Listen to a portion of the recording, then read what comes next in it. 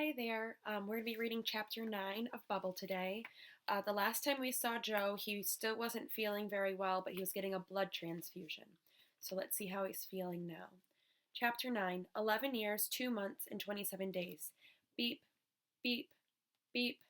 Heart rate, 87. Body temp, 39.6 degrees Celsius. Room temp, 19 degrees Celsius. Humidity, 9%. Air purity, 98.5%. Beep, beep, beep. I roll over onto my side. The sky is bright white, whiter than I'd ever seen. The light pours through the window across the room and into my skull. I hear the sound of someone whispering but can't see who it is. Out of the bottom of my eyes, I see Amir standing by the window. He's waving his hands around his head like he's guiding the planes. Amir? He doesn't look at me. I try to call again, but my voice is too weak and my lips are dry. Is Amir really there or am I dreaming? I close my eyes and I open them again. He's still there, waving his hands at the window. What's he doing? Maybe the aliens have flown in and landed in the road while I was sleeping. Amir glances back at me and back out at the windows. No, not like that, Rashid, he whispers. Rashid, not like that. He taps his fingers gently on the glass. No. He turns and looks at the wall opposite of my bed. Theo Walcott has been moved to the wall opposite the window. There are 12 blank TV screens in his place, 4 across the top and 3 down by the sides. Wires trail out the back of them and onto the ground. The screens are on, but there are no pictures on them, only white fuzz and white noise. Rashid, he whispers loudly, point at the sky, not the ground.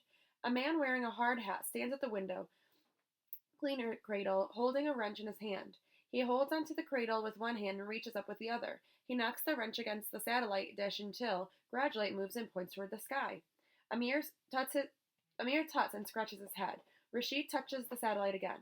That okay? He mouths. Amir shakes his head. I no understand, he says. Why it not work here when it work at home? He walks over to the screens and looks at them one by one like he's looking at an art gallery.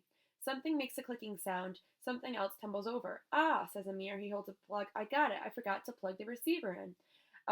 Outside, Rashid opens his eyes wide. Amir, what the hell? Stay there, says Amir, laughing. I'll switch it on now. Rashid sees me looking. He looks down at the ground, far below, makes a funny face, then holds his hands out to his side. Where does he think I go? He mouths. He still attaches to the window. I'm still sleepy, so sleepy. My eyelids start to drop, but I don't want them to close in case I can't open them again.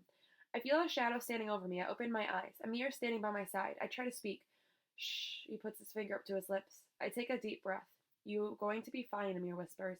He takes a deep breath too. With me, you breathe with me. He slows his breath and waits for me until our chests go up and down at the same time. Better? My head starts to feel like it's lifting off the pillow. My arms are lifting into the air, my body too. The monitors beep.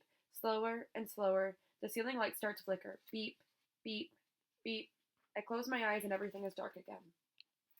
That was the end of chapter 9. So, at first, when I was thinking, like, oh, I wonder if Amir really was right and there are aliens and that's why he's looking out there.